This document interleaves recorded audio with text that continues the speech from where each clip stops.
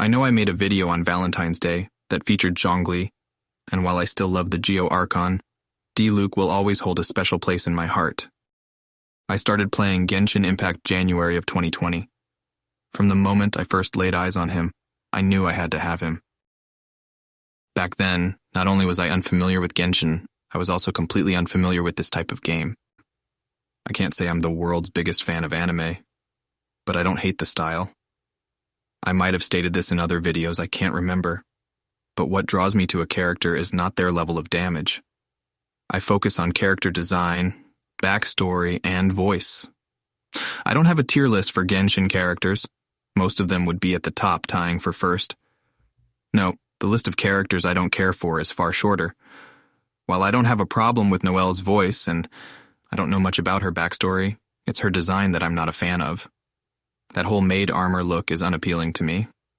I love Fischl's new outfit, released summer of 2022, but I find her backstory to be uninteresting and somewhat confusing. And while her voice is fine, I'm just not a fan of her over-the-top personality.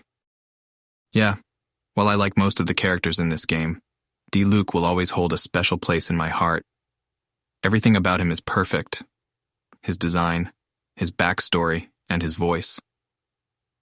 I don't know if his appearance was modeled after a specific style, but to me he looks like a pirate, a sexy pirate. Maybe it's the boots or the frill on his coat, I don't know. I just like it. Unfortunately, his backstory, which I find very interesting, is limited, pretty much exclusively, to the Genshin manga, or a limited time event, an event that introduced his new outfit. Perhaps that will change in the future. And last, but not least, his voice. My God, that man could melt butter with words alone. I could listen to him talk all day. Incredible.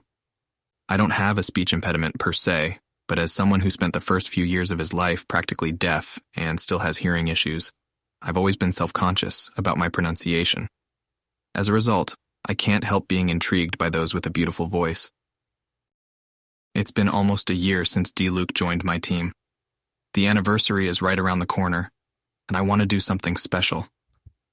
I'll probably end up making a music video, but whatever I decide, I want to preface it by stating just how much I love this character, just in case it gets lost in the sauce.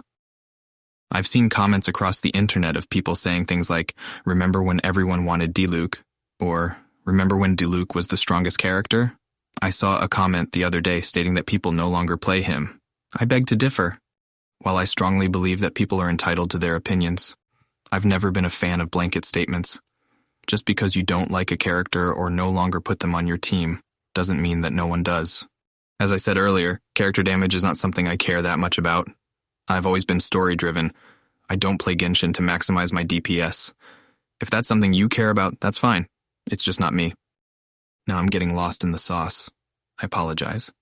This video is meant to be an appreciation of one of my favorite characters in Genshin Impact, not a rant about his supposed fall from grace.